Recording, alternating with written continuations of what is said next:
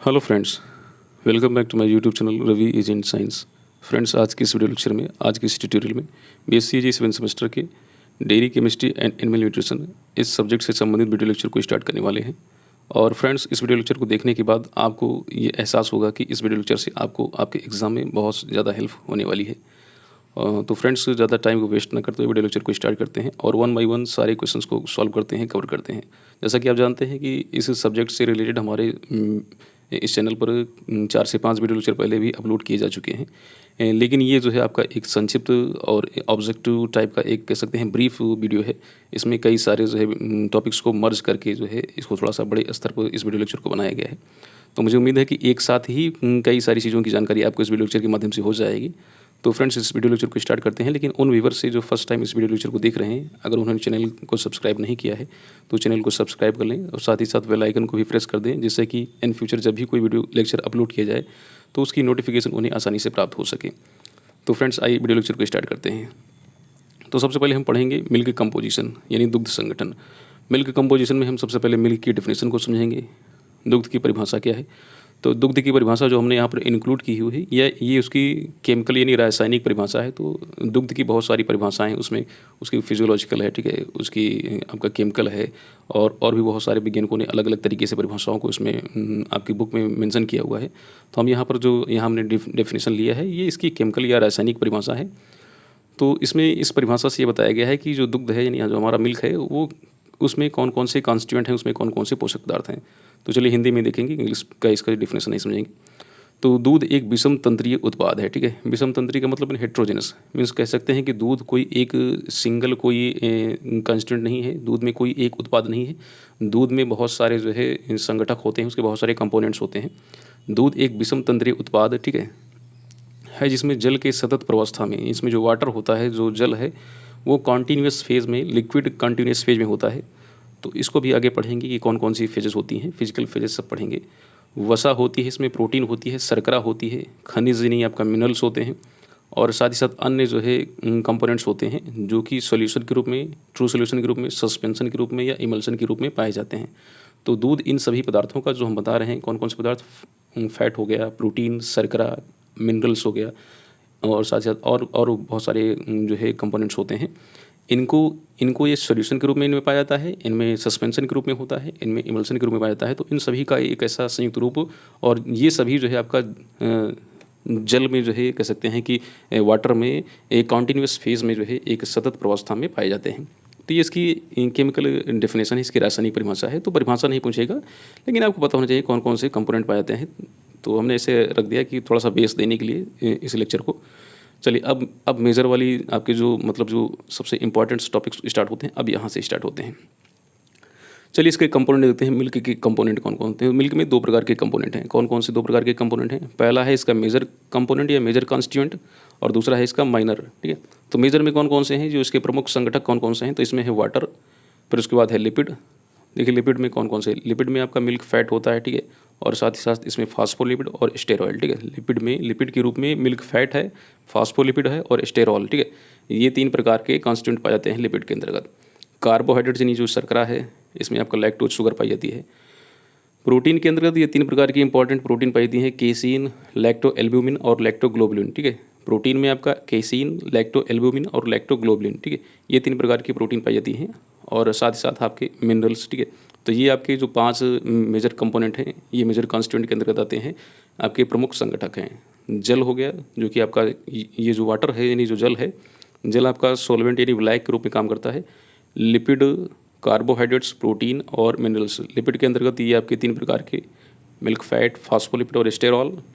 Carbohydrates आपका lactose के रूप में होता है और प्रोटीन में आपकी केसिन और लैक्टो एल्बुमिन और लैक्टोग्लोबुलिन, ठीक है। तो बेसिक चीज़ें हैं, सबको पता होगा मुझे लगता है। तो ये मेजर कॉन्स्टिट्यूएंट में है। अब दूसरा जो कॉन्स्टिट्यूएंट है वो है माइनर, यानी सबसे ज़्यादा मात्रा, वो 5 जो हम ऊपर पढ़ चुके हैं वो ज़्यादा मात्रा में पाए जाते हैं, इसलिए उसको मेजर कहते हैं। ये माइनर है, दूध में जो पाए जाने वाले जो थोड़ा सा अल्प मात्रा में होते हैं, कम मात्रा में होते हैं, तो उनको हम कहते हैं माइनर कॉन्स्टिट्यूएंट, ठीक है। ये गौण संगठक हैं। इसमें है जैसे आपका एंजाइम हो गया, इसमें विटामिन्स हो गया, इसमें नॉन प्रोटीनियस नाइट्रोजन, ठीक है। तो जो प्रोटीन होती है, प्रोटीन में नाइट्रोजन की मात्रा पाई जाती है, ठीक है। लेकिन नाइट्रोजन की मात्रा प्रोटीन के अलावा और भी कई पदार्थों में होती है।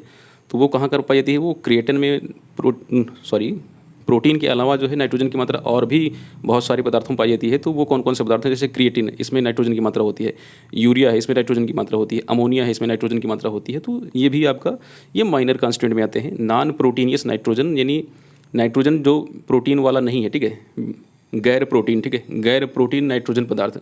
तो गैर प्रोटीन नाइट्रोजन पदार्थ में आपका क्रिएटिन आता है, यूरिया आता है और अमोनिया आता है।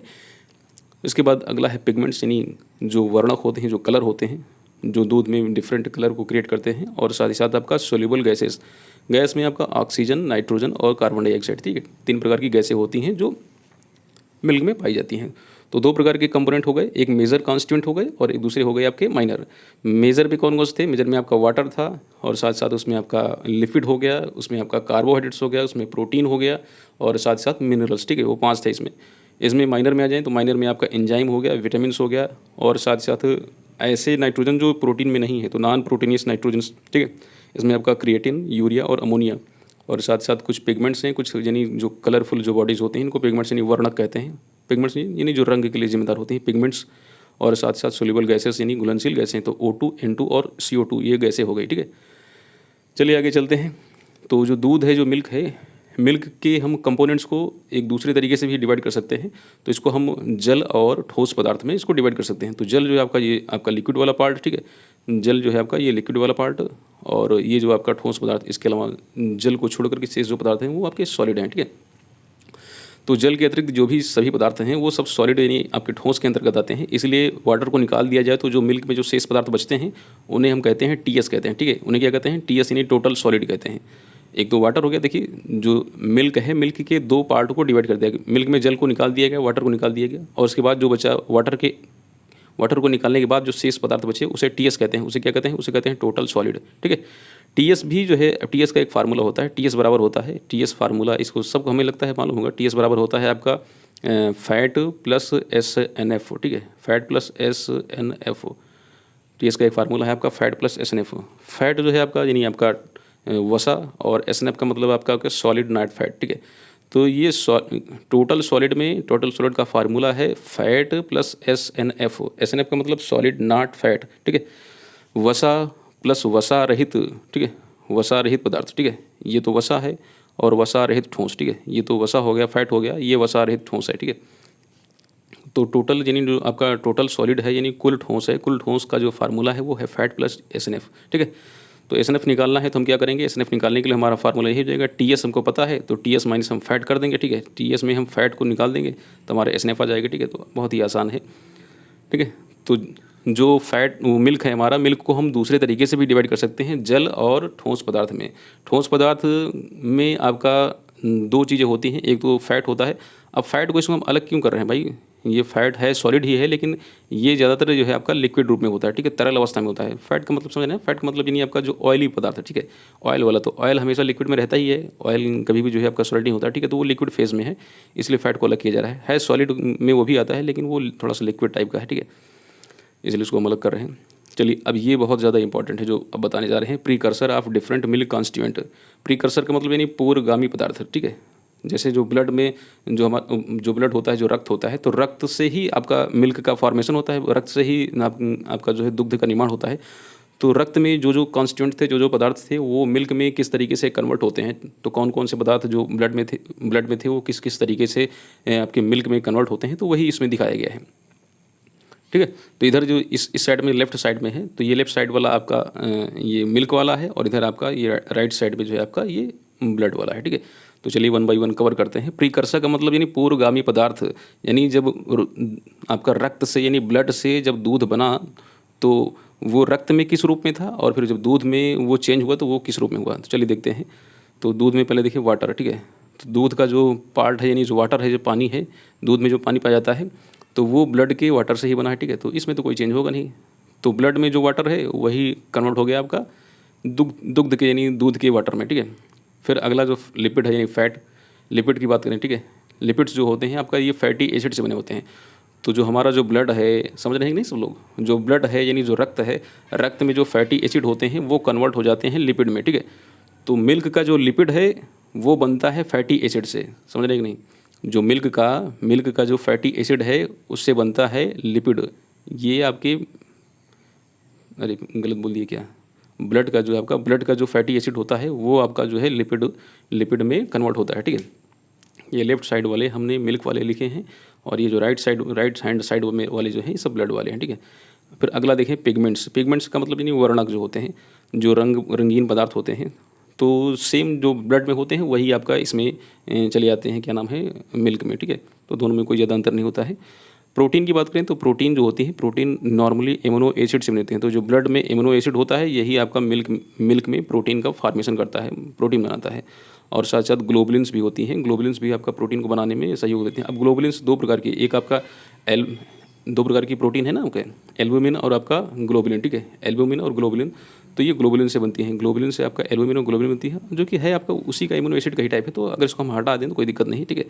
एमिनो एसिड ये कह सकते हैं कि एमिनो एसिड प्रोटीन का फॉर्मेशन करती हैं। फिर से एक बार समझ लेते हैं, नहीं तो आप कन्फ्यूज हो रहे होंगे, हमें लग रहा है। देखिए इधर राइट हैंड साइड में जो दिया गया है ये है ब्लड का, ठीक है, रक्त का, ठीक है। ये रक्त के कॉन्स्टिट्यूएंट है, यानी जो ब्लड में जो पदार्थ पाए जाते हैं वो इधर दिए गए हैं। और लेफ्ट साइड में जो दिए गए हैं ये है आपके मिल्क के। तो ये वाटर, ये जो मिल्क वाला जो वाटर है किससे मिलकर बना है, ब्लड वाले वाटर से। जो हमारा जो मिल्क में जो लिपिड है ये किससे मिलकर बना है, तो ये आपके ब्लड के जो फैटी एसिड हैं ये बनाए हैं, लिपिड को बनाए हैं। ये आपका जो पिगमेंट से, पिगमेंट किससे मिलकर बना है, तो जो ब्लड में पिगमेंट था सेम वैसे ही बन गया है आपका इसमें मिल्क में। और ये जो प्रोटीन बनी है मिल्क में वो किससे बनी है, तो वो आपके एमिनो एसिड से, मेजरली एमिनो एसिड से। जो एमिनो एसिड होते हैं अमीनो अम्ल होते हैं, अमीनो अम्ल से आपकी प्रोटीन बनती है, ठीक है। समझ गए होंगे आसानी से। इंपॉर्टेंट है, इसको याद रखिएगा कि प्रोटीन का निर्माण किससे होता है, तो प्रोटीन का निर्माण एमिनो एसिड से होता है। ब्लड में जो आपका एमिनो एसिड होता है उससे मिल्क की प्रोटीन का निर्माण होता है। चलिए आगे देखते हैं।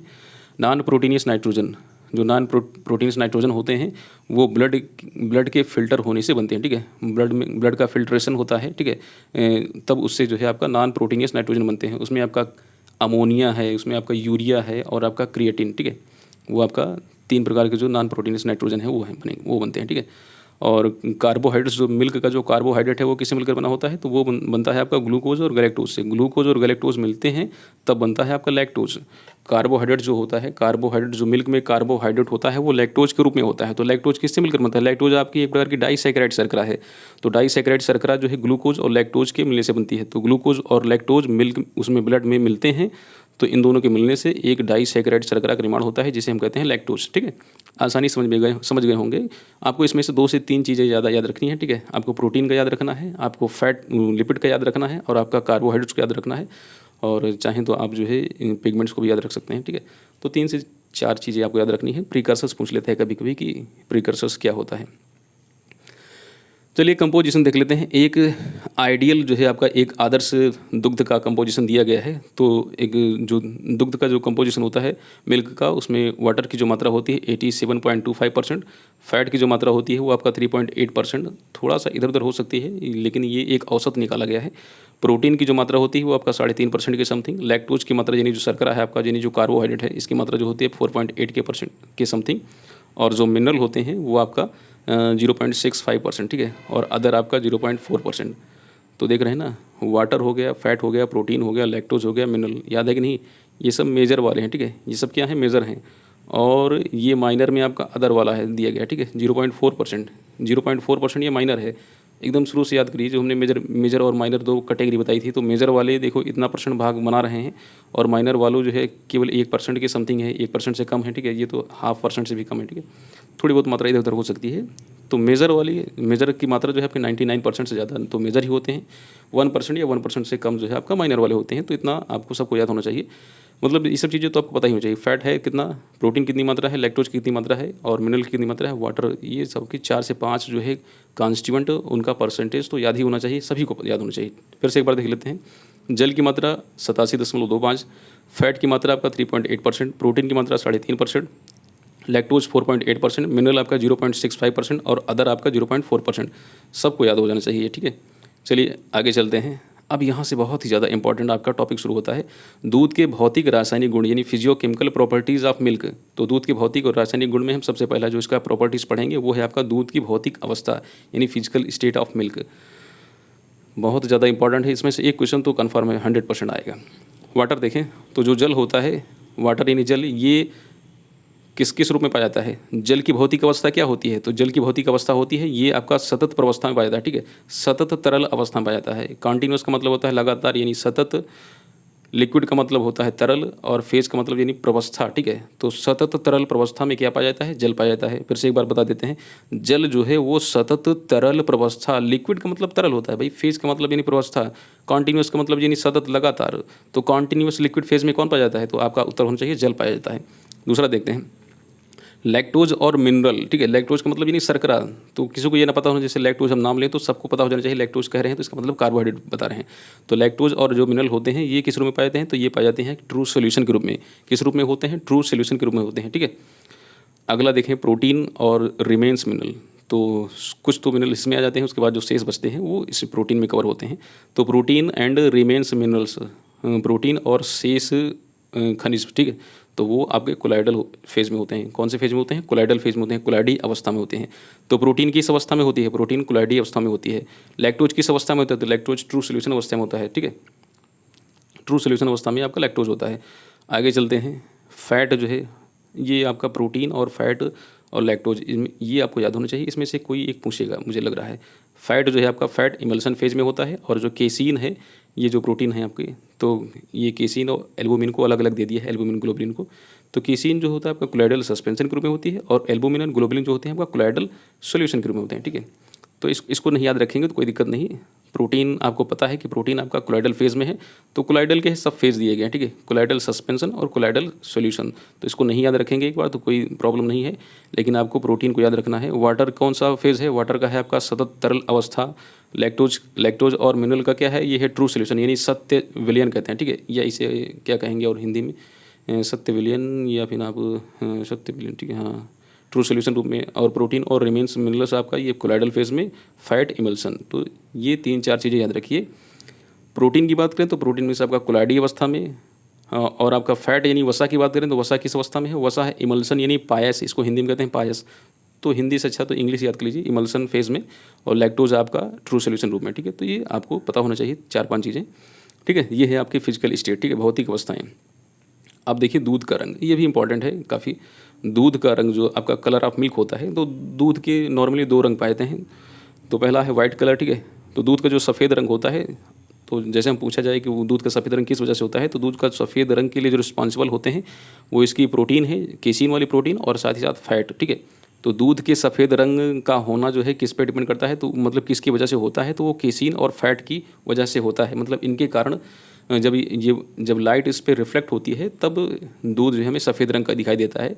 तो उतना ज़्यादा चीज़ें ना आप याद रखिए, आप केवल इतना जानिए कि दूध का जो सफ़ेद रंग है वो किसकी वजह से है, किसके कारण है। तो वो है आपका प्रोटीन केसीन की वजह से, और फैट यानी वसा की वजह से, ठीक है। चलिए दूसरा देखते हैं। दूसरा कलर आपका येलो कलर। तो येलो रंग किस वजह से होता है? तो येलो रंग होता है आपका कैरोटीन की वजह से, ठीक है। तो एक पहला सफ़ेद रंग किसकी वजह से है? तो वो है फैट की वजह से और केसीन की वजह से, ठीक है।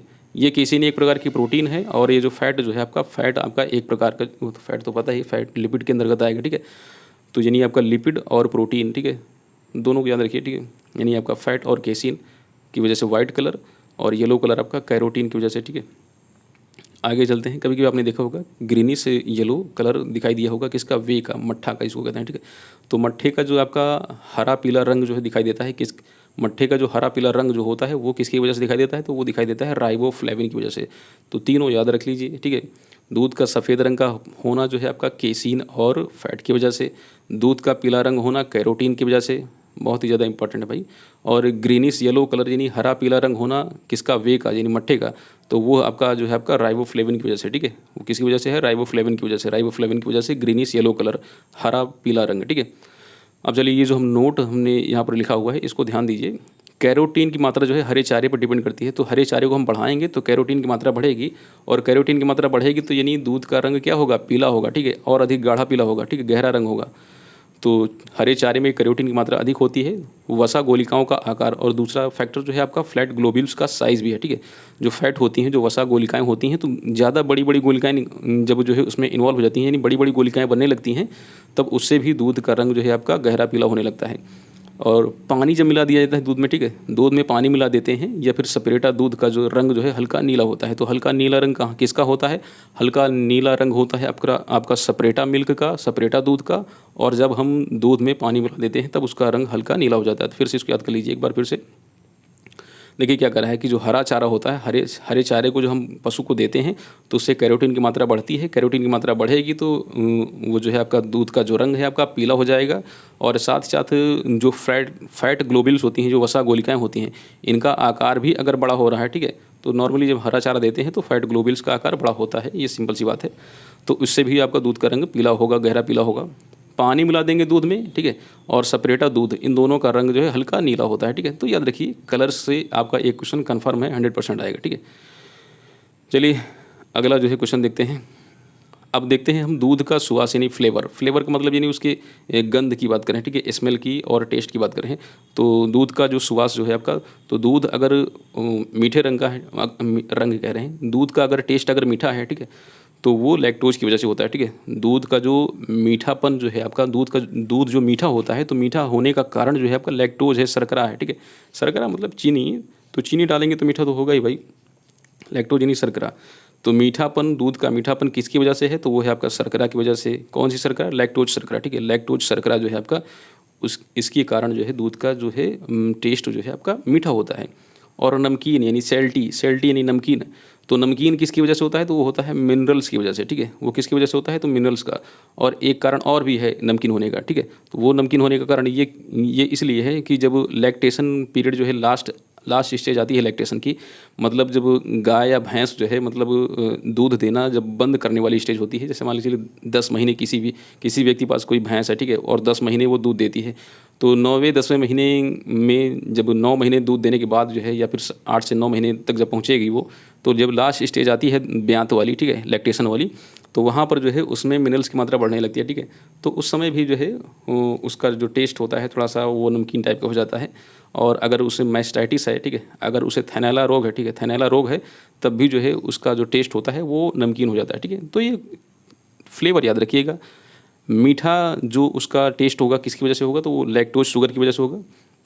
नमकीन होने के दो कारण हैं, एक तो मिनरल्स की वजह से होगा, मिनरल्स, और दूसरा जो है आपका अगर उसे मैस्टाइटिस हो गया है, ठीक है, थैलेला रोग हो गया है, और साथ ही साथ जब जब कोई गाय या भैंस या फिर और भी कोई मिल्चिंग एनिमल है, ठीक है, दूध देने वाला कोई पशु है, वो लास्ट स्टेज में पहुंचता है अपने लैक्टेशन की, तो वहाँ पर भी जो है उसका जो टेस्ट जो है आपका थोड़ा चेंज हो जाता है, वो नमकीन टाइप का हो जाता है, ठीक है। तो इसको याद रखिए, फ्लेवर ऑफ मिल्क एकदम याद हो जाना चाहिए सबको, ठीक है। चलिए अब आगे देखते हैं अपेक्षिक घनत्व यानी स्पेसिफिक ग्रेविटी। अपेक्षिक घनत्व गाय और भैंस का पहले देखेंगे, उसके बाद सेपरेटा मिलकर देखेंगे। तो गाय का जो है आपका अपेक्षिक घनत्व है आपका 1.028 से लेकर 1.030, ठीक है। तो देखिए बहुत ही ज़्यादा जो है अंतर नहीं है, थोड़ा थोड़ा अंतर है इसमें, ठीक है। 1.028 से लेके आपका 1.030। अब इसको यहाँ से जितना गाय का है उसी के आगे और बढ़े चलिए तो आपका भैंस का भी आ जाएगा। तो 1.030 से ले आपका 1.032, ठीक है। ये थोड़ा सा आपका 2 पॉइंट का यहाँ पर अंतर है, 2 पॉइंट से, ठीक है। समझ रहे हैं नहीं? काऊ का देखिए 1.028 से लेके 1.03, 28, 30 इतना याद रखिए बस। 1.028 से लेकर 1.030 से भैंस को देखें तो 1.030 से आपका 1.032। और सपरेटा मिल्क, ठीक है, सपरेटा मिल्क इसका जो है इसका अपेक्षिक घनत्व थोड़ा सा और ज़्यादा होता है, तो ये होता है आपका 1.038। इंपॉर्टेंट है, इसमें से कोई एक क्वेश्चन आएगा, ठीक है, स्पेसिफिक ग्रेविटी से कोई ना कोई क्वेश्चन आएगा अपेक्षिक घनत्व से, ठीक है। तो याद कर लीजिए इसको, गाय का, भैंस का और सपरेटा मिल्क का, ठीक है। तो सबसे कम गाय का, उसके बाद भैंस का, फिर उसके बाद सपरेटा मिल्क का और ज़्यादा, ठीक है। तो इस तरीके से इनको याद कर लीजिए। चलिए आगे चलते हैं। फैट का देखिए, जो फैट है, फैट का अपेक्षिक घनत्व, अपेक्षिक घनत्व का मतलब यानी डेंसिटी यानी वजन की बात करें थोड़ा सा, ठीक है।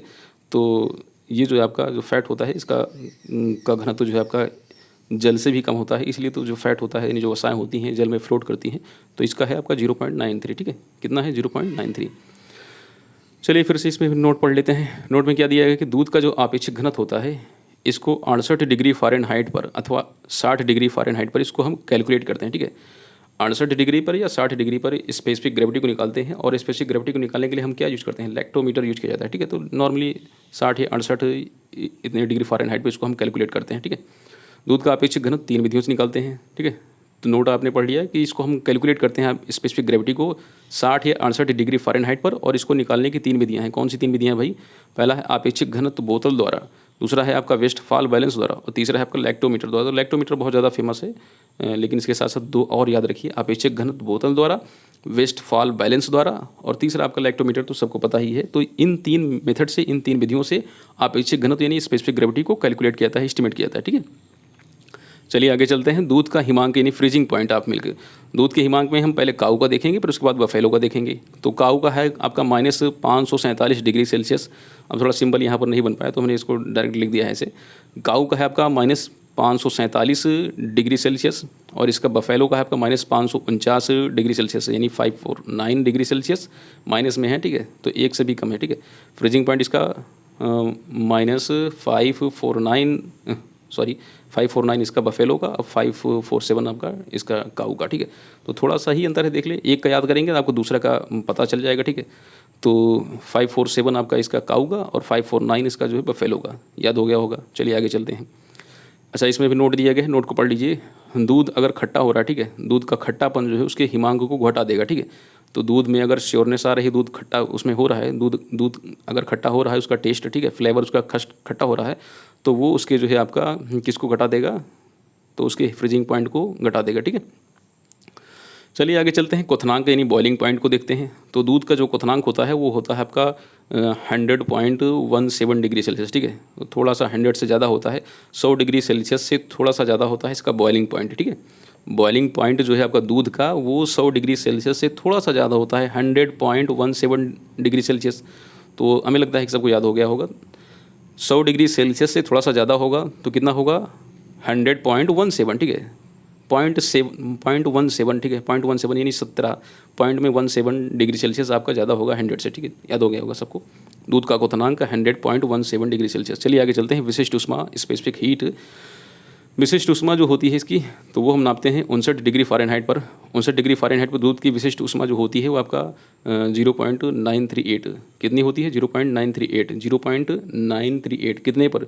इसको 59 डिग्री फ़ारेनहाइट पर इसको हम एस्टिमेट करते हैं, कैलकुलेट करते हैं। ठीक है, 59 डिग्री फ़ारेनहाइट पर दूध की अपेक्षित जो है विशिष्ट ऊष्मा जो होती है आपका 0.938। आगे चलते हैं। अपवर्तनांक। तो फिजियोकेमिकल जो प्रॉपर्टीज़ पढ़ रहे हैं इसमें से आपके 2 से 3 क्वेश्चन तो आने ही है 100%। दूध का अपवर्तनांक यानी रिफ्रैक्टिव इंडेक्स ऑफ मिल्क। दूध का अपवर्तनांक कितना होता है? तो दूध का अपवर्तनांक होता है आपका 1 से ज़्यादा होता है तो 1.35 होता है। कितना होता है? 1.35। तो दूध का जो अपवर्तनांक होता है रिफ्रैक्टिव इंडेक्स वो होता है आपका 1.35। याद हो गया? चलिए आगे चलते हैं। दूध की सांद्रता विस्कोसिटी। तो दूध की जो सांद्रता होती है 20 डिग्री सेल्सियस पर 1.5 से लेकर के 2 सेंटीपाउज होती है। ठीक है, 1.5 से 2 सेंटीपाउज 20 डिग्री सेल्सियस पर दूध की सांद्रता यानी विस्कोसिटी होती है। चलिए आगे चलते हैं। दूध की अम्लता, एसिडिटी ऑफ मिल्क। तो गाय के दूध की जो प्राकृतिक अम्लता होती है, पहले काऊ की देखेंगे फिर उसके बाद बफेलो की देखेंगे। तो गाय के दूध की जो प्राकृतिक अम्लता होती है वो होती है आपका 0.11% से लेकर आपको 0.14%, और भैंस की जो होती है थोड़ा सा ज़्यादा होती है तो 0.14% से ले आपका 0.18%। ठीक है, तो याद रखिए परसेंटेज जो आपका एसिडिटी परसेंटेज होता है नेचुरली, ठीक है, गाय के दूध में और भैंस के दूध में, तो गाय के दूध में आपका होती है 0.11 से लेकर 0.14%। याद हो जाना चाहिए तुरंत आपको। ठीक है, और इसका जो है आपका ये आपका 0.14 से आपका 0.18, ये पॉइंट लगाना है, भूल गए हैं तो इसको याद रखिएगा। ये है आपका 0.18%। ठीक है, 0.18%। ठीक, ये 0 पॉइंट है। ठीक है, इसको ऐसे नहीं तो 18% हो जाएगा तो बहुत ज़्यादा हो जाएगा। भैंस के दूध की प्राकृतिक अम्लता आपका 0.14% से लेकर आपको 0.18%। ठीक है, पीएच पर देखते हैं, उसके बाद पीएच देखते हैं। तो जो ताज़े दूध का जो पीएच होता है वो आपका 6.6 होता है, तो थोड़ा सा हल्का सा अम्लीय होता है। ठीक है, ताज़े दूध का जो पीएच होता है वो होता है 6.6। याद हो गया? ताज़े दूध का पीएच कितना होता है? तो होता है आपका 6.6। चलिए आगे चलते हैं। अगला हमारा जो टॉपिक है वो है कोलेस्ट्रम यानी खीस। तो सबसे पहले हम कोलेस्ट्रम के जो है इसके कॉन्स्टिट्यूएंट देख लेते हैं। कोलेस्ट्रम में कौन कौन से संगठक पाए जाते हैं। तो इसमें जो वाटर होता है, वाटर आपका 75.09%। फैट यानी जो वसा होता है, वसा की मात्रा होती है आपका 3.97%। केसीन यानी जो इसमें जो आपकी जो प्रोटीन है, प्रोटीन में जो केसीन का परसेंटेज है वो आपका 4.18%। और एल्बुमिन एंड ग्लोबुलिन देख रहे हैं तो आपका 12.97%। तो प्रोटीन देख रहे हैं ना, केसीन और एल्बुमिन और ग्लोबिन, ये कितना हो गया आपका? ये होगा 3.97 और ये आपका 4.18 है, ठीक है। तो 7 8 5 और 9 एक 10 एक 1 और इसके बाद आपका 4 6 7 ये आपका लगभग हो गया 27.15, ठीक है। तो प्रोटीन की मात्रा काफ़ी ज़्यादा होती है कोलेस्ट्रॉल में, तो आपको पता ही है। तो वाटर आपका 75.09 और आपका ये कितना हो गया भाई 17% समथिंग है, कितना बता दिए।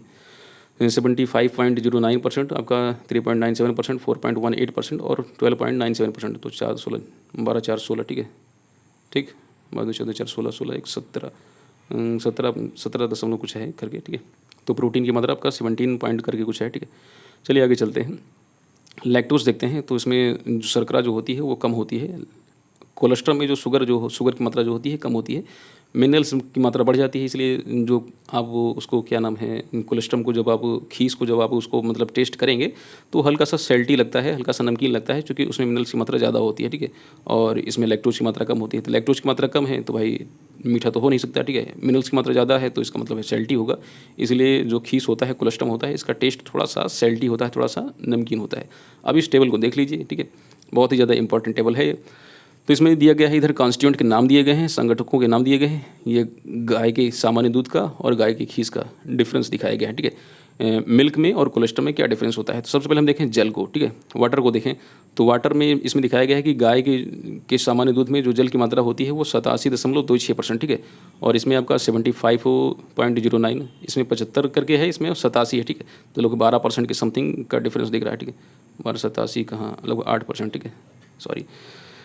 चलिए आगे देखें, फ़ैट को देखें तो फ़ैट इसमें आपका 3.68% और इसमें कोलेस्ट्रॉल में देखेंगे तो कोलेस्ट्रॉल में थोड़ी सी ज़्यादा है, आपका 3.97%, ठीक है। केसीन, अब चूँकि इसमें वाटर की मात्रा कम है, तो वाटर की मात्रा कम है तो ये अदर जो कॉन्स्टिट्यूएंट हैं, यानी जो सॉलिड वाले हैं, वो इसको कवर करेंगे, ठीक है। केसिन जो प्रोटीन है, केसिन प्रोटीन की जो मात्रा होती है मिल्क में, वो होती है आपका 3.39% गाय के, और इसमें जो दी गई है आपका 4.18%। एल्बुमिन और ग्लोबुलिन, तो ये इसकी मात्रा आपका 0.44 होती है, इसमें आपका 12.97, इंपॉर्टेंट टेबल है, इसको याद कर लीजिएगा। एल्बुमिन और ग्लोबुलिन जो है आपका, ये आपका 12.97। लैक्टोज की मात्रा आपका 4.95 हो और इसमें लैक्टोज की मात्रा आपका 2.28। तो इसीलिए कोलेस्ट्रॉल में चूँकि लैक्टोज की मात्रा कम होती है तो इसलिए मीठा नहीं होता है। और मिनरल्स को देखें, मिनरल्स इसमें आपका 0.73% है और इसमें आपका 1.53 यानी आपका लगभग 2 गुना है, ठीक है। तो 2 गुना मिनरल्स की मात्रा बढ़ गई है इसमें कोलेस्ट्रॉल यानी खीस में, इसीलिए कोलेस्ट्रॉल सेल्टी लगता है, हल्का सा नमकीन लगता है, उसमें नमक की मात्रा समझ में आती है, चूँकि मिनरल्स जो खनिज जो हैं, खनिज की मात्रा ज़्यादा है इसमें, ठीक है। लैक्टोज की मात्रा कम है, इसमें लैक्टोज की मात्रा ज़्यादा है मिल्क में। तो ये कुछ बेसिक डिफरेंस हैं गाय के सामान्य दूध और गाय के कोलेस्ट्रॉल यानी खीस का। इसको याद करना बहुत ही ज़्यादा इंपॉर्टेंट है, बहुत ही इंपॉर्टेंट टेबल है, ठीक है। सिंपल सी टेबल है तो ये सबको याद होना ही चाहिए। चलिए अब आगे देखते हैं, इनके कुछ प्रॉपर्टीज़, इनके कुछ लक्षणों में कुछ डिफरेंस दिखाया गया है कि कौन कौन से करेक्टर होते हैं, उसमें क्या डिफरेंस होता है। तो देखने में जो है आपका खीस जो है, कोलेस्ट्रॉल जो है ये थिक लगता है, थोड़ा सा गाढ़ा लगता है, और जो दूध होता है ये हल्का सा पतला लगता है, ठीक है। कोलेस्ट्रॉल और आप मिल्क को कंपेयर करेंगे तो देखने में कोलेस्ट्रॉल जो है वो थिक दिखेगा, गाढ़ा दिखेगा, और जो मिल्क है ये पतला दिखेगा। पहला डिफरेंस हो गया। टेस्ट में ये नमकीन अथवा तीखा लगता है, ठीक है। कोलेस्ट्रॉल ने बताया कि उसमें मिनरल्स की मात्रा ज़्यादा है, जो मिनरल्स की मात्रा ज़्यादा है तो तीखा या नमकीन लगेगा, और ये मीठा होता है दूध। रंग देखने में तो ये हल्का पीला होता है, कोलेस्ट्रॉल, और ये जो आपका जो मिल्क होता है प्रायः रंगीन होता है। अगर गाय का है तो थोड़ा सा कलर इसका चेंज हो जाएगा, पीले रंग का हो जाएगा, बाकी नॉर्मली ये सफ़ेद रंग का होगा, तो सफ़ेद को आप रंगीन कहते हैं, ठीक है। गंध की बात करें यानी, ठीक है, तो ये इसमें सामान्य होती है। टेस्ट की बात करें यानी फ्लेवर की, तो ये सामान्य होती है, और इसमें विशेष आपका स्पेशल टाइप का जो है स्मेल होती है, फ्लेवर होता है इसका, ठीक है। दूध में आपका स्पेशल फ्लेवर होता है, और ये जो कोलेस्ट्रॉल है, कोलेस्ट्रॉल में नहीं समझ में आते हैं, तो ये सामान्य सी कहेंगे। विस्कोसिटी दूध से अधिक है, चूँकि गाढ़ा है, तो गाढ़ा होगा तो सीधी सी बात है कि सहनता ज़्यादा होगी, और इसकी कम होगी मिल्क की, ठीक है।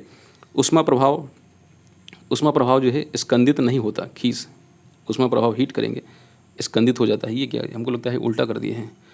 जब हीट करेंगे, उसको गर्म करेंगे, तो ये जो कोलेस्ट्रॉल है ये स्कंदित हो जाएगा भाई, और ये स्कंदित नहीं होगा, ये उल्टा हो गया है। आपेक्षिक घनत्व जो है आपका स्पेसिफिक ग्रेविटी, हाँ ये सही है। आपेक्षिक घनत्व इसका जो है 1 आपका 0.4 से आपका 1.08, और इसका आपेक्षिक घनत्व जो आपका 1.028 से आपका 1.033, हाँ थोड़ा सा कम है इसका, ठीक है। दूध का थोड़ा सा कम होगा, इसका ज़्यादा होगा, समझ रहे हैं नहीं। हिमांक फ्रीजिंग पॉइंट की बात करें तो फ्रीजिंग पॉइंट इसका कम होगा कोलेस्ट्रम का, इसका ज़्यादा होगा मिल्क का।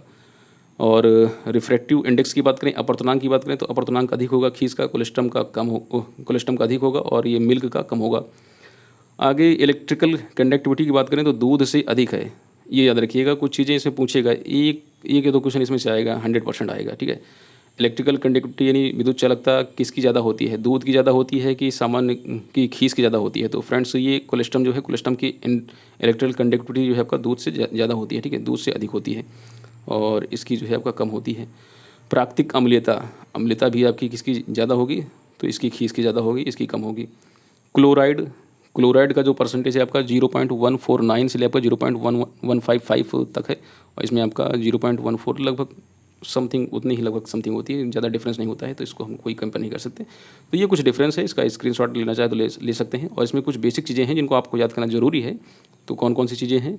देखो, ये ऊपर वाला जो सिंपल चीज़ें उनको तो पूछेगा नहीं। हाँ, ये पूछ सकता है आपका इलेक्ट्रिकल कंडक्टिविटी पूछ सकता है, विद्युत चालकता पूछ सकता है, अम्लीयता पूछ सकता है, ये भी इंपॉर्टेंट है आपका। और आपेक्षिक घनत्व पूछेगा, ये भी बहुत ज़्यादा इंपॉर्टेंट है। तो इसमें से 3 से 4 चीज़ें जो हैं उसको आसानी से पूछ सकता है। फ्रीजिंग पॉइंट, हाँ, ये भी पूछ सकता है, ठीक है। तो ये 3-4 चीज़ें इनको याद कर लीजिएगा, आपके एग्ज़ाम में आ सकता है।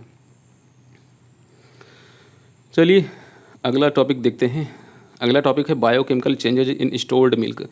जब हम दूध को स्टोर कर देते हैं, ठीक है, लगाने के बाद, ठीक है, जब हम अपने पशु से दूध को निकाल के ले आते हैं, ठीक है, तो उसको हम जब स्टोर करते हैं, रख कुछ समय के लिए रख देते हैं, तो उसमें कुछ परिवर्तन होते हैं, कुछ बायोकेमिकल चेंजेज होते हैं, कुछ जैव रासायनिक परिवर्तन होते हैं। तो कौन कौन से होते हैं, चलिए देखते हैं। तो दूध में जो चेंजेज होते हैं वो कुछ माइक्रो ऑर्गेनिज्म की वजह से होते हैं, कुछ सूक्ष्म जीवों की वजह से होते हैं।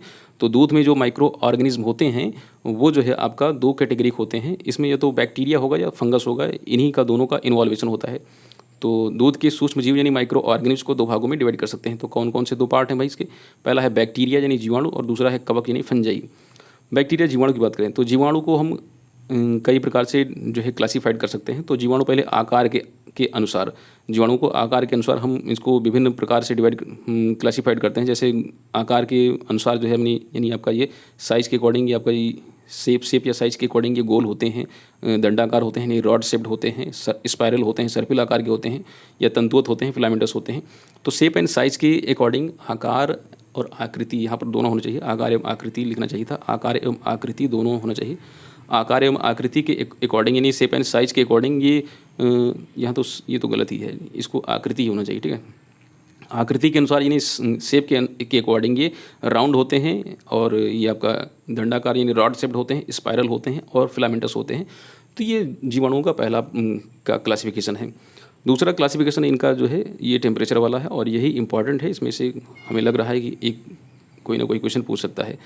तो तापमान के अनुसार ये शीत प्रिय जीवाणु, ठीक है, यानी आपका क्या लिखे फाइक्रोफिलिक, ठीक है, फाइक्रोफिलिक जो शीत प्रिय जीवाणु है इस कैटेगरी वाले, तो केवल इनकी कैटेगरी याद रखिए और इसमें टेम्परेचर याद रखिए, ठीक है, कितने टेम्परेचर है और इनके एग्जाम्पल याद रखिए, ठीक है। तो जो शीत प्रिय जीवाणु है यानी आपका फाइक्रोफिलिक हैं, फाइक्रोफिलिक वाले 3 से लेकर 20 डिग्री सेल्सियस पर सर्वाइव करते हैं, ठीक है। इनके लिए जो टेम्परेचर है वो 3 डिग्री से लेकर 20 डिग्री सेल्सियस टेम्परेचर इनके लिए जो है मतलब इनको चाहिए सर्वाइव करने के लिए, ठीक है।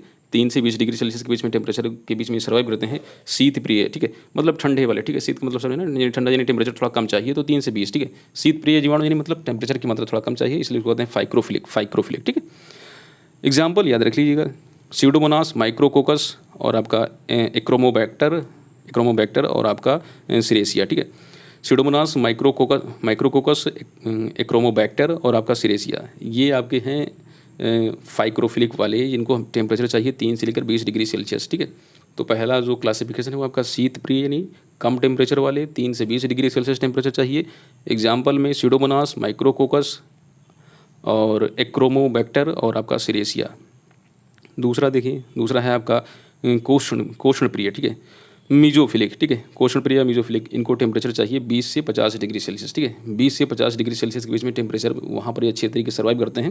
एग्जाम्पल इसके स्ट्रेप्टोकोकस लैक्टिस और आपका स्ट्रेप्टोकोकस सिट्रोवरस, ठीक है।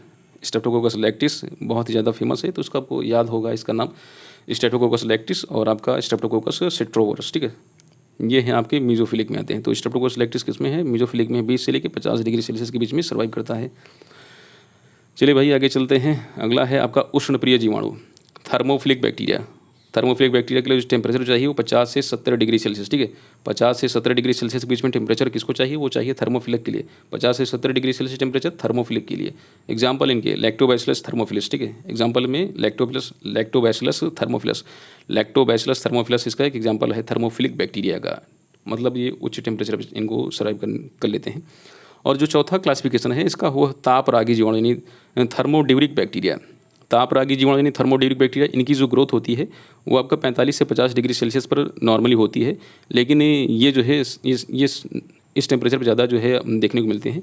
लेकिन अगर टेम्परेचर 80 डिग्री सेल्सियस पहुंच गया है तब भी वहाँ पर ये सर्वाइव कर सकते हैं। लेकिन अगर टेम्परेचर 80 डिग्री सेल्सियस तक भी पहुँच गया है तो वहाँ भी सर्वाइव कर लेते हैं। नॉर्मली ये 45 से 50 डिग्री सेल्सियस पर ही देखने को मिलते हैं थर्मोड्यूरिक बैक्टीरिया। एग्जाम्पल देख लीजिए, इसके बहुत सारे एग्जाम्पल यहाँ पर लिखे हुए हैं। कौन कौन से एग्जाम्पल है आपका, स्ट्रेप्टोकोकस थर्मोफिलस और स्ट्रेप्टोकोकस ड्यूरेंस, स्ट्रेप्टोकोकस बोविस और माइक्रोकोकस ल्यूटियस, ठीक है। तो ये कुछ एग्जाम्पल हैं, याद रखिए इनको। Streptococcus thermophilus, Streptococcus durans, Streptococcus bovis और माइक्रोकोकस ल्यूटियंस, ठीक है। तो ये हैं आपके थर्मोड्यूरिक बैक्टीरिया। 45 से 50 डिग्री सेल्सियस टेम्परेचर पर नॉर्मली ये सर्वाइव करते हैं, लेकिन ये 80 डिग्री सेल्सियस पर भी जीवित रह सकते हैं, ठीक है। एग्जाम्पल इनके देख लीजिए। चलिए अब दूसरा है, ये तो बैक्टीरिया थे। बैक्टीरिया के हमने दो क्लासिफिकेशन पढ़ लिए, एक उनका शेप के अकॉर्डिंग ये आपका राउंड शेप के, और दूसरा जो है आपका रॉड शेप के, स्पाइरल शेप के, और एक आपका फिलामेंटस शेप के।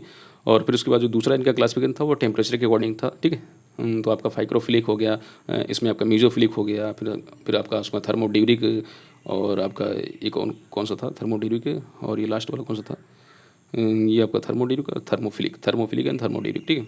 तो इनका जो रेंज है वो याद रखिएगा। पहला वाला था आपका 3 से लेकर 20, और दूसरा वाला था आपका 20 से लेकर 50, ठीक है। और फिर उसके बाद तीसरा था, एक मिनट कहाँ जा रहे हैं, तीसरा जो था उसमें तीसरा था 50 से 70, और जो चौथा तो आपका था नॉर्मली 45 से 50 के बीच में सर्वाइव करते हैं, लेकिन ये 80 तक भी सर्वाइव कर लेते हैं। सबके एग्जाम्पल याद रखिएगा। चलिए दूसरा जो है ये थे बैक्टीरिया। अब हम बात करते हैं फंगस की, कवक की, ठीक है। एक मिनट चलिए,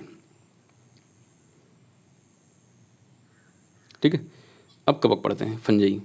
बैक्टीरिया हो गया, फंजाई को देखते हैं। फंजाई जो है देखिए, ये जो जैसे दूध को देखो तो दूध में कभी कभी कुछ स्मेल आने लगती है, ठीक है। अजीब टाइप की गंध आने लगती है, ठीक है। और दूध को पी लो कभी कभी तो गैस बन जाती है। तो ये सब कारण जो है गैस फॉर्मेशन वाले सब जो फैक्टर होते हैं वो सब फंजाई कवक की वजह से होते हैं। तो दूध में पाए जाने वाले कवक 2 वर्गों से संबंधित हैं, ठीक है। इनकी 2 कैटेगरी हैं फंजाई की भी। कौन है, पहला इसकी कैटेगरी है, इसको कहते हैं ईस्ट यानी खमीर। ये जीवाणुओं से आकार में थोड़े बड़े होते हैं, और इनका जो साइज़ होता है आपका 0.005 से लेकर 0.01 mm यानी मिली माइक्रोन, ठीक है।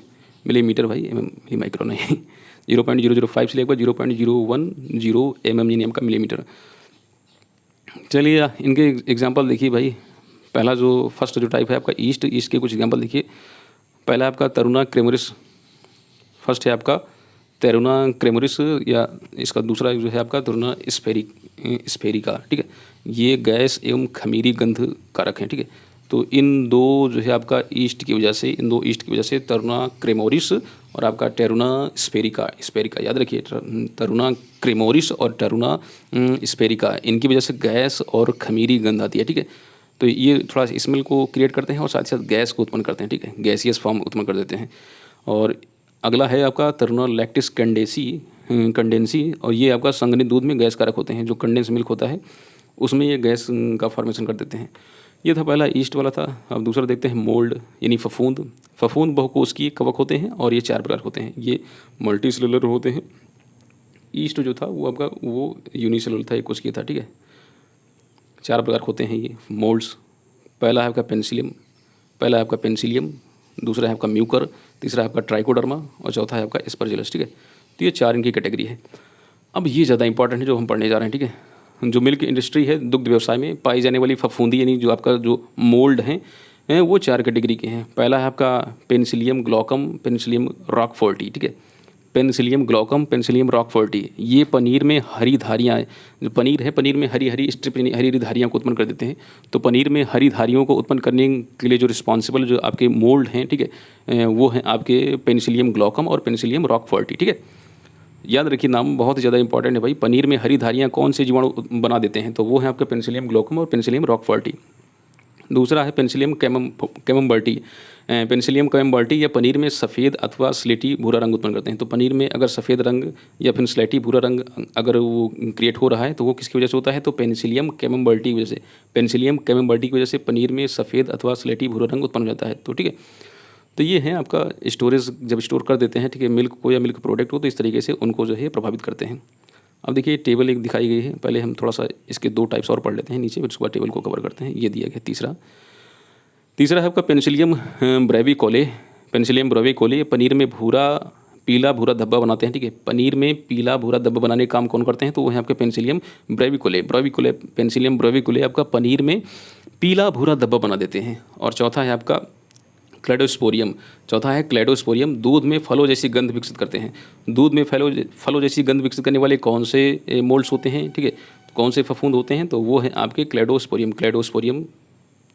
अब देखते हैं इस टेबल को, समझते हैं टेबल में क्या दिखाया गया है, क्या समझाया गया है। तो आप देखिए इसमें किण्वन को दिखाया गया है। 1 मिनट, अब ठीक है। देखिए इसमें किण्वन दिखाया गया है। इधर इस टेबल इधर लिखा हुआ है इसमें किण्वन, इसमें लिखा है सूक्ष्म जीव, इधर लिखा है पदार्थ और इधर लिखा है उत्पादक। ठीक है, तो लैक्टोज, ठीक है, जो लैक्टोज हमारा पदार्थ है, इस लैक्टोज पदार्थ पर स्ट्रेप्टोकोकस लैक्टिस ये जो है आपका सूक्ष्म जीव कार्य करते हैं। ठीक है, और ये जो है आपका उत्पादन, तो इनके किण्वन को, ठीक है, जब लैक्टोज शुगर पर, लैक्टोज शर्करा पर, इस पदार्थ पर ये बैक्टीरिया क्रिया करते हैं, तो इस किण्वन को बोलते हैं लैक्टिक एसिड फर्मेंटेशन। ठीक है, इसे बोलते हैं लैक्टिक एसिड फर्मेंटेशन। और इससे जो बनता पदार्थ है वो है आपका लैक्टिक अम्ल। समझ में आया कि नहीं आया?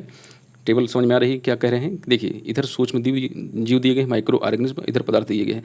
तो ये माइक्रो ऑर्गेनिज्म इस पर क्रिया करेंगे, ठीक है, इसके साथ क्रिया करेंगे और उस क्रिया को क्या कहेंगे, तो इधर दिया गया है कि उस क्रिया को क्या बोलेंगे और उसके बाद कौन सा पदार्थ बनेगा, तो वो इधर दिया गया है। समझ में आ रहा है आपको?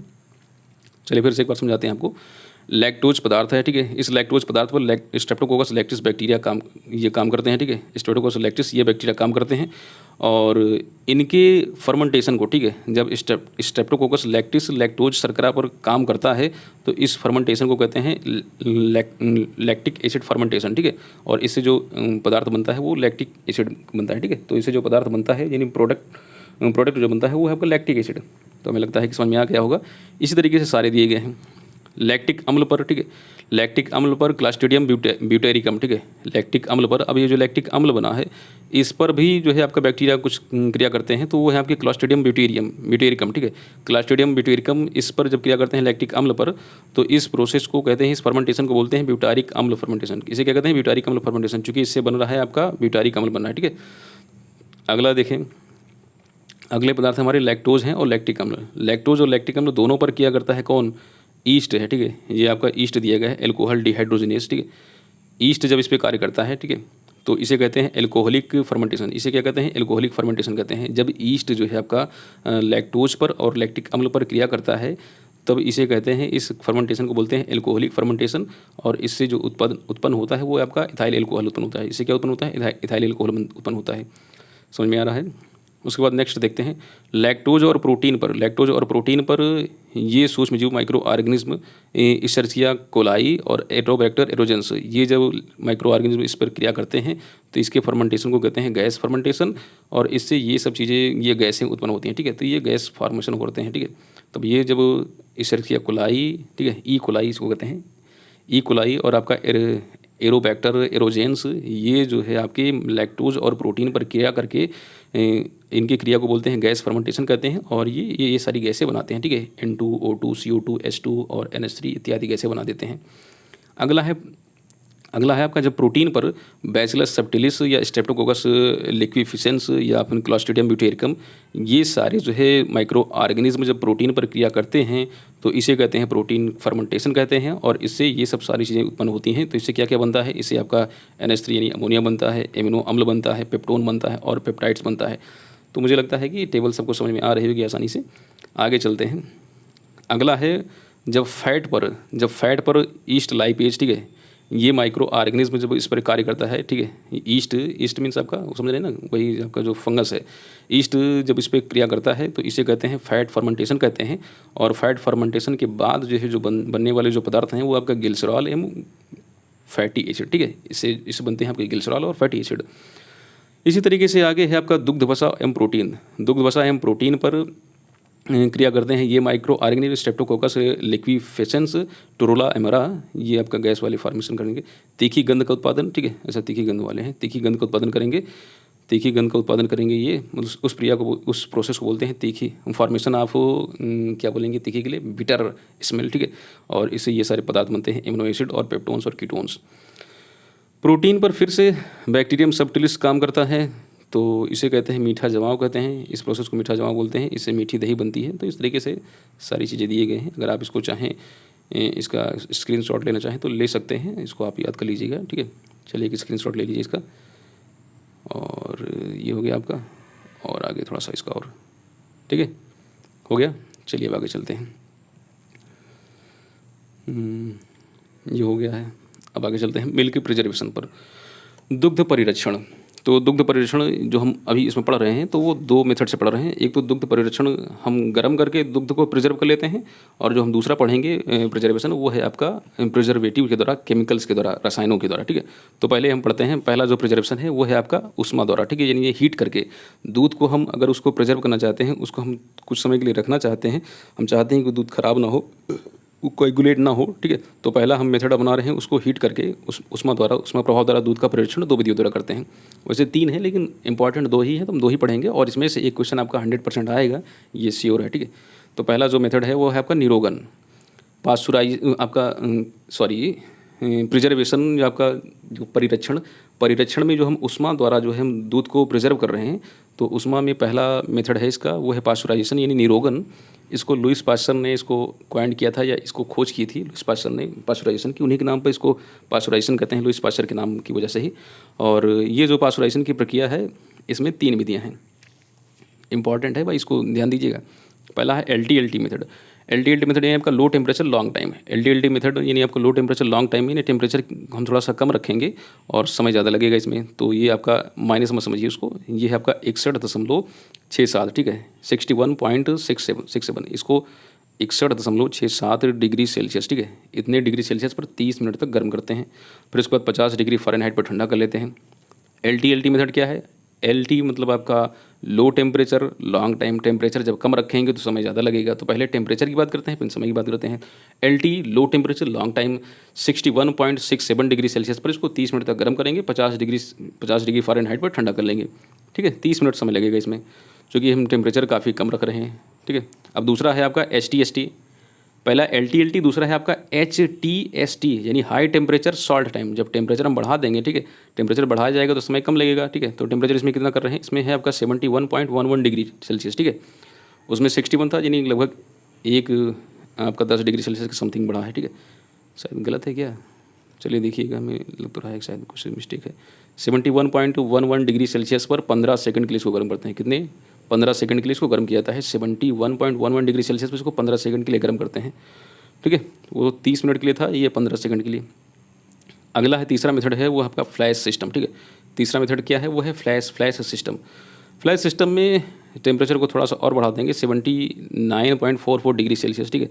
79.44 डिग्री सेल्सियस पर तुरंत गर्म करें, तुरंत ठंडा करके लेते हैं, ठीक है। तो ये फ्लैश कर दिया, ठीक है, तुरंत गर्म किया, तुरंत ठंडा किया, ठीक है। तो तीन है आपका LTLT और HTST, और आपका तीसरा है आपका फ्लैश सिस्टम, ठीक है। तो तीनों को एक बार अगर आप चाहें तो स्क्रीनशॉट ले सकते हैं। मुझे लगता है कि ये 61.67 है कि ये 67 शायद सही है। चलिए बताइएगा कमेंट में, कहीं मिस्टेक तो नहीं है। चलिए आगे चलते हैं। ये तो था आपका पास्चुराइजेशन। अगला है स्टलाइजेशन। स्टलाइजेशन यानी 100 डिग्री सेल्सियस के ऊपर, तो इसको हम 115 डिग्री सेल्सियस पर गर्म करते हैं, ठीक है। 115 डिग्री सेल्सियस पर गर्म करते हैं, मतलब एकदम इसको जला देते हैं। तो इसमें क्या होता है, जो पास्चुराइजेशन है, पास्चुराइजेशन में केवल बैक्टीरिया तो मरते हैं उसमें, लेकिन उनके स्पोर नहीं मरते हैं, ठीक है। ध्यान रहे, पास्चुराइजेशन जो प्रोसेस है उसमें बैक्टीरिया मरेंगे लेकिन उनके स्पोर नहीं मरते हैं। स्पोर मरते हैं लेकिन उतनी मात्रा में नहीं मरते हैं कि हमारा दूध जो है फिर ख़राब ना हो, ठीक है। लेकिन जब इसको स्टलाइज कर देते हैं, जब स्टलाइजेशन करते हैं, तो दूध एक लंबे समय के लिए फिर जो है उसको रख सकते हैं आप, ठीक है, स्टोर कर सकते हैं। दूसरा जो मेथड है हमारा स्टलाइजेशन यानी जीवाणु हनन, या इसको निर्जमीकरण भी कहते हैं। इसका शुद्ध हिंदी नाम है जीवाणु हनन या स्टलाइजेशन यानी निर्जमीकरण। तो इसको 15 डिग्री सेल्सियस पर गर्म करके तुरंत ठंडा कर लिया जाता है, ठीक है। तो इसमें टाइमिंग नहीं दिया कितने समय तक गर्म करेंगे, कितने ठंडा करेंगे, तुरंत गर्म तुरंत ठंडा, ठीक है। 115 डिग्री सेल्सियस तो थोड़ा सबके लिए इतना पॉसिबल भी नहीं है। 115 डिग्री सेल्सियस टेम्परेचर सेट किया, उसके बाद दूध को रखा, तुरंत उठा लिया, ठीक है, तुरंत बंद कर दिया, ठीक है, स्विच ऑफ कर दिया। 115 डिग्री सेल्सियस पर तुरंत गर्म करके ठंडा कर लेते हैं। इस विधि में सभी प्रकार के, हाँ ये देखिएगा इंपॉर्टेंट है, इसमें सभी प्रकार के जीवाणु और उनके स्पोर भी नष्ट हो जाते हैं, ठीक है। जीवाणु तो नष्ट होंगे ही, साथ ही साथ उनके स्पोर भी नष्ट हो जाएंगे, ठीक है। तो ये हो गया। अब हम अगला देखते हैं प्रिजर्वेशन का जो दूसरा पॉइंट है वो है कुछ प्रिजर्वेटिव्स यूज किए जाते हैं, कुछ परिरक्षी हैं, मीन्स आपका कुछ रसायनों के माध्यम से इसको हम दूध को परिरक्षित कर लेते हैं। तो दूसरा है दूध में मिलाए जाने वाले सामान्य परिरक्षी की उपस्थिति ज्ञात करना। अच्छा, ये उपस्थिति है क्या? तो पहले देखते हैं कौन कौन से परिरक्षी हैं। ये देखिए दो कैटेगरी हैं इनकी। एक ऑफिशियल प्रिजर्वेटिव्स हैं, इसको कहते हैं वैधानिक। तो नाम तो वैधानिक है लेकिन ये बैन है, ठीक है, मतलब क्या कह सकते हैं कि मतलब इनको परमिशन नहीं है कि आप इन प्रिजर्वेटिव्स को मिला लें, ठीक है, चूँकि ये स्वास्थ्य के लिए थोड़ा सा हानिकारक हैं। तो इसलिए लीगली जो है नाम तो ऑफिशियल दिया गया है कि वैधानिक है, लेकिन वैधानिक नाम होते हुए भी ये जो है कह सकते हैं कि अप्रूवल इनका नहीं है कि आप इसको यूज करें मिल्क में, ठीक है। तो इनके नाम याद रखिए कि ऑफिशियल प्रिजर्वेशन या वैधानिक जो है आपका जो परिरक्षी हैं उनमें कौन कौन से प्रिजर्वेटिव्स आते हैं, बस इतना आप याद रखिए बस। तो इसमें आता है आपका क्लोरोफार्म आता है, इसमें ईथर आता है, फॉर्मल्डिहाइड आता है, मर्क्यूरिक क्लोराइड आता है, और फॉर्मल्डिहाइड कॉमन लगाना चाहिए था, मर्क्यूरिक क्लोराइड आता है, पोटेशियम डाइक्रोमेट और हाइड्रोजन क्लोराइड, ठीक है। इनके नाम याद कर लीजिए। ऑफिशियल प्रिजर्वेटिव वैधानिक में आपका इस प्रकार के ये सब जो है आपके जो है प्रिजर्वेटिव आते हैं। नाम तो वैधानिक है लेकिन ये बैन है, इनको यूज करने की परमिशन नहीं है, ठीक है। तो इनको आप यूज नहीं कर सकते क्योंकि स्वास्थ्य के लिए सब हानिकारक हैं। ये था पहला ऑफिशियल प्रिजर्वेटिव्स, ठीक है, वैधानिक परिरक्षी। फिर से एक बार आप देख लीजिए, chloroform, ether, formaldehyde, mercuric chloride, potassium dichromate और हाइड्रोजन क्लोराइड। दूसरा देखिए भाई, इसका जो दूसरा है वो है आपका इलीगल। तो लीगल हो चाहे इलीगल हो, दोनों ही बैन हैं, दोनों को परमिशन नहीं है कि आप इनको यूज करें एज ए प्रिजर्वेटिव, ठीक है। लेकिन लोग चोरी छुपके जो है सब यूज करते हैं, लेकिन अभी वो जो है हमने जैसे बताया कि वो उनका परमिशन नहीं है। दूसरा है आपका इलीगल प्रिजर्वेटिव्स यानी अवैधानिक परिरक्षी। इसमें आपका बेंजोइक अम्ल कॉमा करके बोरिक अम्ल कॉमा और बोरेक्स सोडियम, ठीक है, बोरेक्स सोडियम, बोरिक अम्ल और बेंजोइक अम्ल, ये आपके जो है, और साथ साथ आगे और दिए गए हैं भाई इलीगल में। आगे जो है आपके सोडियम कार्बोनेट हैं, sodium carbonate, by carbonate potassium, एक मिनट ऊपर था भाई, ये क्या था, सोडियम कार्बोनेट ऊपर का था, उसके बाद कॉमा था आपका सोडियम बाई कार्बोनेट, और उसके बाद पोटेशियम नाइट्रेट और हाइड्रोजन परऑक्साइड, ठीक है। तो ये सब जो है आपके प्रिजर्वेटिव हैं इलीगल वाले, ठीक है। लीगल हो चाहे इलीगल हो, दोनों ही यूज करने की परमिशन नहीं है, उनको आप यूज नहीं कर सकते हैं, ठीक है। अब एक यहाँ टेबल दी गई है, इसको समझिए, बहुत ही इंपॉर्टेंट टेबल है भाई। चलिए देख लेते हैं टेबल क्या है। तो इधर आप देखें, इधर परिरक्षी का नाम दिया गया है। तो जैसे कभी कभी अडल्ट्रेशन होता है, कुछ चीज़ें मिला दी जाती हैं दूध की क्वालिटी को मेंटेन करने के लिए, तो उसको हम कैसे, अब मिला तो दिया जाता है क्वालिटी को मेंटेन करने के लिए, लेकिन वो हमारे स्वास्थ्य के लिए हानिकारक होता है। तो कैसे हम पहचानेंगे कि उसमें वो जो है एडल्ट्रेशन हुआ है, उसमें वो प्रिजर्वेटिव मिलाया गया है, ठीक है। तो यहाँ प्रिजर्वेटिव के कुछ नाम दिए गए हैं प्रिजर्वेटिव के, और यहाँ पर दिए गए कैसे उसको हम टेस्ट करेंगे, कैसे उसको हम एग्जामिन करेंगे और जानेंगे कि उसमें उसका जो है एडल्ट्रेशन है, उसमें परीक्षण उसका किया गया है, ठीक है, अपमिश्रण किया गया है। तो इधर परिरक्षी के नाम दिए गए हैं। इसमें पहले फॉर्मल्डिहाइड। फॉर्मल्डिहाइड को हम कैसे जानेंगे? तो परीक्षण के लिए इसकी हम जो है 3 से 4 बूंद फॉर्मेलिन की लेंगे प्रति 100 ml दूध के हिसाब से। चलिए देखिए यहाँ पर टेस्ट दिया गया है कैसे करेंगे। तो 5 ml दूध के साथ 5 ml हम जल लेंगे, ठीक है, और जल ये आपका डिस्टिल्ड वाटर है, ठीक है, आशुद्ध जल। 5 ml आशुद्ध जल में 5 ml दूध मिला लेंगे और प्लस 1 ml जो है हम H2SO4, ठीक है, सांद्र सल्फ्यूरिक अम्ल, इसको टाइट्रेट करते हैं, ठीक है। और तीनों को मिलाने के बाद उसको जो हम उसको जब देखते हैं, चेक करते हैं, तो अगर उसमें बैगनी रंग के छल्ले बने हैं, ठीक है, ऐसा रिंग से बन रहा है पर्पल कलर का, तो हम जान लेते हैं कि उसमें फॉर्मल्डिहाइड को मिलाया गया, ठीक है। ये जो हम टेस्ट करते हैं 5 ml दूध को 5 ml डिस्टिल्ड वाटर के साथ और 1 ml H2SO4 यानी सांद्र सल्फ्यूरिक अम्ल को, जब हम इन तीनों को मिला करके, ठीक है, इनको देखते हैं, ठीक है, डिजॉल्व करते हैं, तो अगर बैगनी रंग के उसमें छल्ले बन रहे हैं, ठीक है, अगर उसमें पर्पल कलर के रिंग बन रहे हैं, छल्ले बन रहे हैं, तो हम जान जाते हैं कि उसमें फॉर्मल्डिहाइड को मिलाया गया है। दूसरा देखते हैं। दूसरा आपका ये दिया गया है आपका, एक मिनट,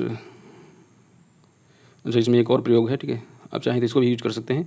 2 ml आप मिल्क ले लीजिए, ठीक है, प्लस आपका HCl यानी हाइड्रोक्लोरिक अम्ल ले लीजिए, प्लस आपका FeC3 यानी आपका फेरस क्लोराइड ले लीजिए। तो इनको आप मिक्स करके, जब इनको आप मिक्स करेंगे तो अगर बैगनी रंग आ रहा है तभी हम जान जाते हैं कि फॉर्मल्डिहाइड है, ठीक है। तो ये 2 मेथड है इसमें दिए गए पहले वाले में।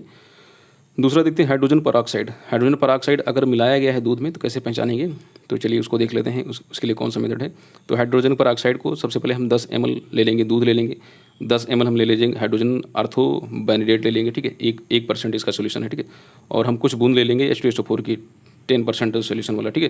फिर इस तीनों को मिलाने के बाद अगर वो जो है मिलाने के बाद हमारा जो सोल्यूशन है अगर वो लाल रंग का होता है तो हम जान जाएंगे कि हाइड्रोजन पेरोक्साइड उसमें मिलाया गया है, ठीक है। तो याद कर लीजिए, इंपॉर्टेंट है, 2-3 चीज़ें याद कर लीजिए। फिर जैसे फॉर्मल्डिहाइड का होगा कैसे पहचानेंगे, हाइड्रोजन पेरोक्साइड का कैसे, और सैलिसिलिक अम्ल का कैसे करेंगे। चलिए सैलिसिलिक अम्ल का देख लेते हैं।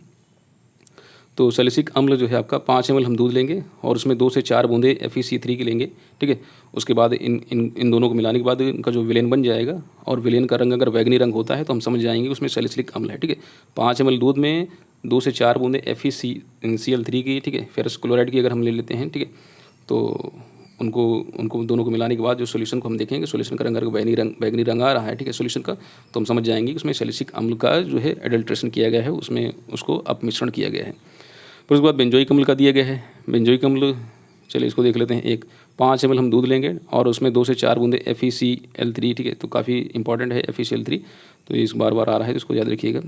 दोनों को मिक्स करेंगे, सॉल्यूशन जो होगा वो अगर मांस की तरह जैसे, ठीक है, मीट के जैसा मांस की तरह अगर उसका कलर आता है तो हम समझ जाएंगे उसमें बेंजोइक अम्ल है, ठीक है। तो थोड़ा सा टेक्निकल चीज़ें हैं, इसको याद करना पड़ेगा आपको। तो अगर चाहें स्क्रीनशॉट लेना तो इसका स्क्रीनशॉट ले सकते हैं, और कम से कम दो से तीन तो याद ही रख लीजिए, ठीक है। चलिए स्क्रीनशॉट इसका ले लीजिए अगर लेना चाह रहे हैं आप, ठीक है। हो गया, चलिए आगे चलते हैं। 1-2 पॉइंट और बचे हुए हैं। अगला है आपका मिल्क शुगर यानी दुग्ध शर्करा।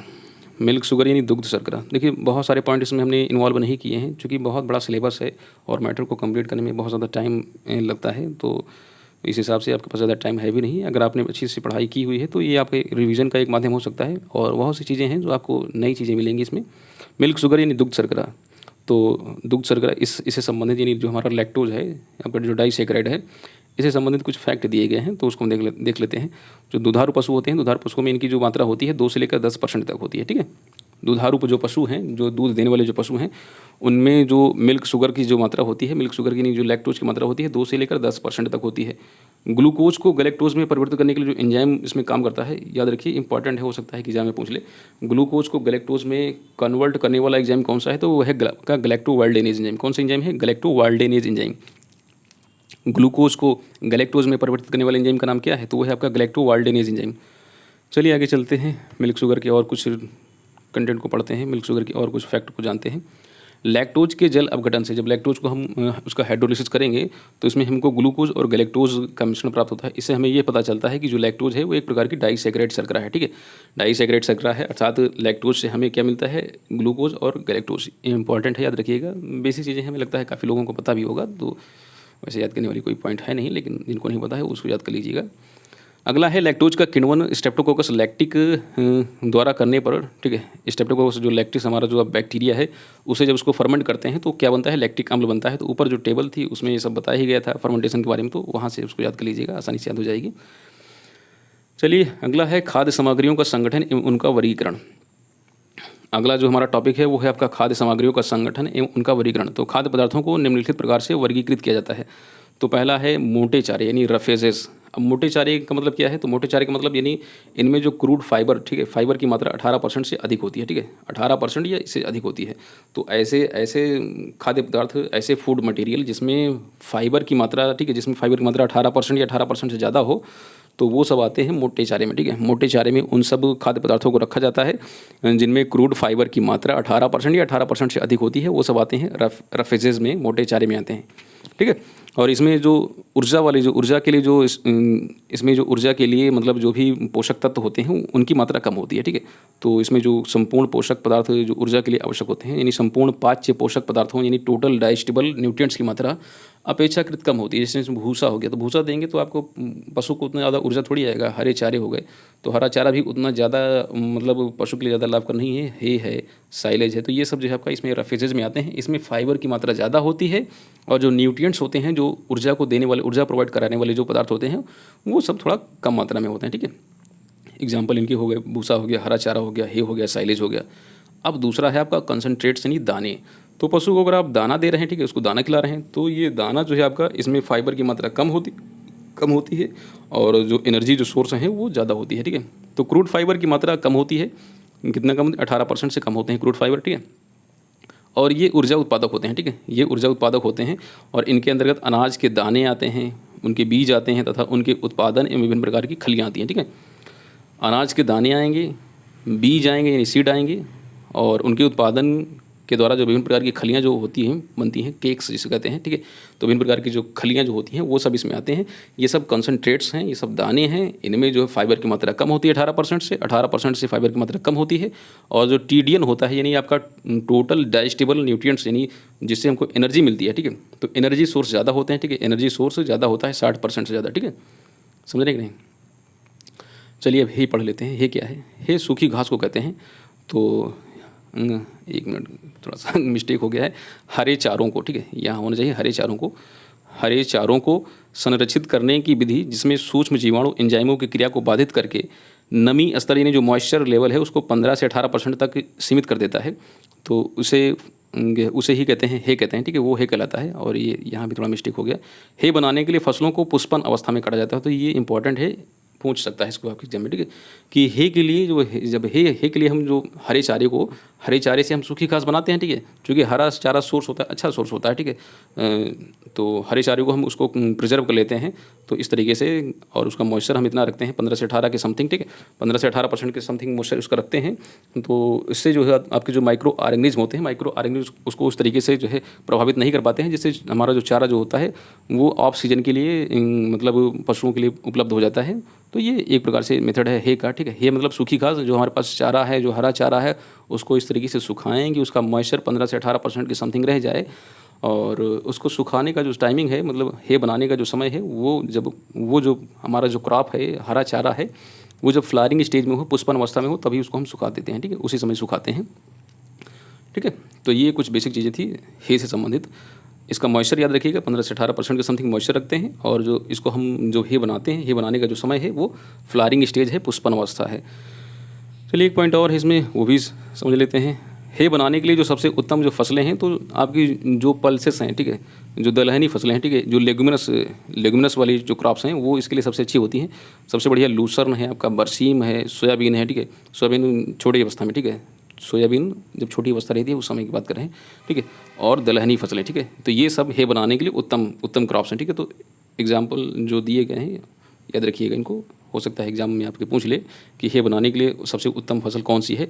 तो सबसे पहले वो लेग्यूमिनस क्रॉप होगी, ठीक है। लेग्यूमिनस अगर कोई क्रॉप दी गई है तो ठीक है, नहीं तो अगर नाम दिया गया है किसी का, ठीक है, तो सबसे अच्छा लूसर्न, बरसीन और सोयाबीन, ये सब अच्छी क्रॉप्स होती हैं हे बनाने के लिए, ठीक है। अगला और लास्ट हमारा जो टॉपिक है वो है साइलेज। साइलेज क्या होता है? हवारोधी साइलो या गड्ढों में हरे चारे का संरक्षण, ठीक है। ऊपर था, अभी हे जो था, हे में क्या करते हैं, हे में हम उसको सुखा लेते हैं, ठीक है। ऐसा ही ओपन जो है इन्वायरमेंट में, खुले वातावरण में उसको सुखा लेते हैं, तो उसे हे कहते हैं। और ये जो आपका जो साइलेज है, साइलेज में हम हरे चारे को उसी रूप में, ठीक है, हरे चारे को उसी रूप में प्रिजर्व करते हैं, हरी अवस्था में, ठीक है। तो इस तरीके से उसको प्रिजर्व करते हैं गड्ढों में या साइलों में, इस तरीके से उसको प्रिजर्व कर लेते हैं कि वो उसी अवस्था में। अब चूँकि उसको सुखाएंगे, हरा चारा जो है हमारा उसको सुखा लिया जाएगा, तो उसके बहुत सारे पोषक पदार्थ नष्ट हो जाएंगे। तो पोषक पदार्थों की गुणवत्ता को उसी तरीके से बनाए रखने के लिए हम साइलेज मेथड को अपनाते हैं। साइलेज में हम हरे चारे को उसी अवस्था में, हरी अवस्था में ही उसको कंजर्व कर लेते हैं, उसको प्रिजर्व करते हैं। तो इसको हम प्रिजर्व करते हैं एयर टाइट, जो हमारे कुछ साइलो होते हैं, ठीक है, कुछ पात्र होते हैं, और या फिर गड्ढों में जहाँ पर वायु संचार नहीं होता है, तो वहाँ पर इसको हम प्रिजर्व करते हैं, वहाँ पर इसको हम कंजर्व करते हैं। चलिए एक टेबल दी गई है, लास्ट टेबल है, इसमें दिया गया है कुछ प्रमुख साइलेज है, उनका रासायनिक संगठन, ठीक है। तो जैसे गेहूँ के भूसे का साइलेज, ठीक है। तो गेहूँ के भूसे का साइलेज, इसमें कार्बनिक पदार्थ की मात्रा दी गई है 35.4%, ठीक है। और NFE दिया गया है आपका 42.1%। इसमें आपका अशुद्ध प्रोटीन दिया गया है 39.4%। अशुद्ध वसा दिया गया है। अशुद्ध का मतलब यानी प्योर, अशुद्ध का मतलब वो इम्प्योर मत समझिएगा। अशुद्ध का मतलब यानी अशुद्ध जो शब्द है थोड़ा सा वो ज़्यादा शुद्ध शब्द है, ठीक है। और वो जो वसा है वो आपका 3.5%। और TDN जो है आपका दिया है 48.6%, ठीक है। SE आपका 29.6%। ज्वार का दिया गया है, ठीक है। जई साइलेज दिया गया है, मक्का साइलेज, ठीक है। तो इस तरीके से आप देखेंगे TDN जो है, अब इन सब का देखिए TDN बढ़ रहा है, ठीक है। इनका TDN यानी जो एनर्जी जो सोर्स है वो बढ़ रहा है। तो मक्का का यहाँ पर दिखाया गया है, मक्का का 61.4% है। जई का आपका 63.7%। तो इन चार में तो जई सबसे अच्छा है, ठीक है। इसमें एनर्जी सोर्स ज़्यादा मिला है, ठीक है। और ज्वार है आपका 51.3% है, और जो गेहूँ है उसका 48.6% है। तो इस टेबल को भी आप एक बार देख लीजिए और इसको अच्छी तरीके से याद कर लीजिए। तो फ्रेंड्स बस आज के वीडियो लेक्चर में इतना ही, और मुझे उम्मीद है कि जिस तरीके से जो पॉइंट कवर कराए गए हैं आपको एग्ज़ाम के पॉइंट ऑफ व्यू से आपको बहुत सारी चीज़ें इसमें से आने वाली हैं आपके एग्ज़ाम में, और इसमें से आप बहुत सी चीज़ें आपको नई नई चीज़ें सीखने को मिली होंगी। तो फ्रेंड्स आज की इस वीडियो लेक्चर में इतना ही, जल्द ही एक नई वीडियो के साथ आपसे मुलाकात करेंगे, तब तक के लिए जय हिंद।